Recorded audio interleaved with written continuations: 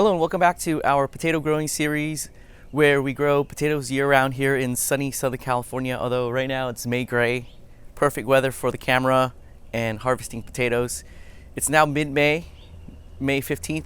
Today we're going to be harvesting from this bed. The potato plants look really good, so I'm expecting a good harvest versus the harvest that I did yesterday from the bed where the plants were hitting their peak, but this year it's been warm and we had 90 degree days, and with that sunlight and 90-degree days, it shocked the plant and they just went to making potatoes rather than continuing to grow.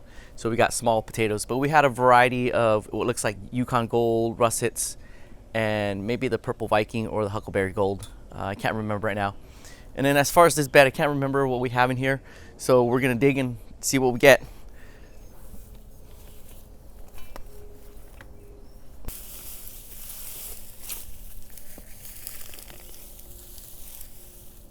Looks like some Huckleberry Golds. We got some good sized ones right off the bat.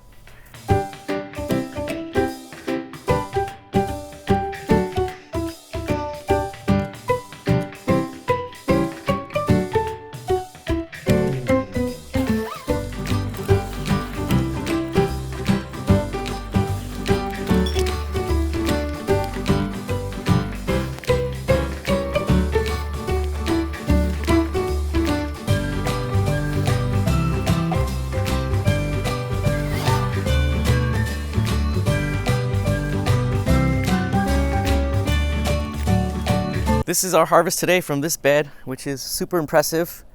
The Viking Purple is always productive for us here in Southern California. It makes some big ones when the conditions are right, and oftentimes we'll have a worthwhile harvest from them. So I really like this potato. We also have some Adirondack Reds here. These are fingerling potatoes, and they are a consistent grower for us. They do well in the warm months as we're heading into those temperatures. And as you're familiar with the sizes, if we get them about this size, they're super useful for us as well. The key is to have just a uniform amount of them, because then the cooking time is uniform. And since we don't grow with any types of herbicides or pesticides, we can leave the skins on. The skins give us extra nutrients and then also less work in the kitchen. So that's the nice thing about these. And my favorite way to use these types of potatoes, this size, is in Japanese curry. So we'll incorporate these potatoes in Japanese curry. And then recently for Mother's Day, I experimented with potatoes and yakitori. If you're not familiar with yakitori, yakitori is Japanese barbecue, where you skewer bite-sized pieces of food and grill it with a nice charcoal, gives it a nice smoky flavor. And what I did was a bacon-wrapped smashed potatoes. So take some of these smaller potatoes, boil them up, wrap some bacon on them, skewer them, smash them, and then throw them on the yakitori grill. And they turned out really well. So we're probably going to do that in the future with yakitori. The other thing is that we have harvests from yesterday morning. So we have some Yukon Golds, some small Russets, and Huckleberry Gold, Purple Viking, Adirondack Red. We're always succession planting, and so with each harvest I like to set aside these smaller potatoes, and they're great because then you don't have to worry about cutting up the potatoes, and when they get, if you're using a large potato you have to cut them up, and even then I would advise just put it in the ground. So we have them sprouting. And when they do, we find a spot in our garden or property with a best guess as to what the microclimate is going to be for the upcoming temperatures and what the potato likes, and we plant it.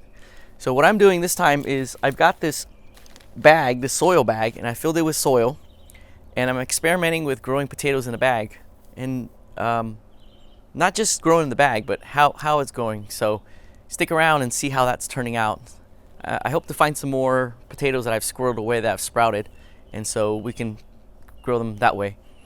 And then as far as succession, our seed potatoes, souvenir seed potatoes from our spring break trip up north, they're growing here in this microclimate that I think is going to be good for them.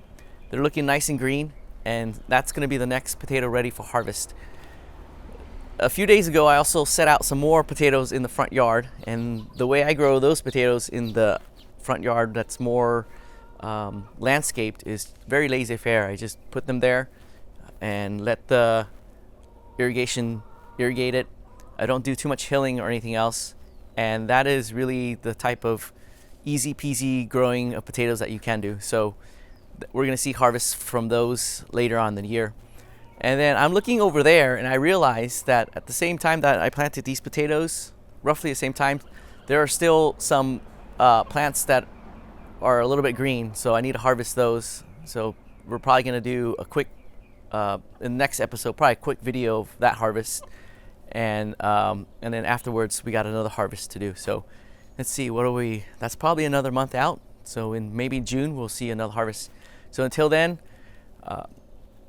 please stick around and also see what other things we're up to on this channel. We always got something going on.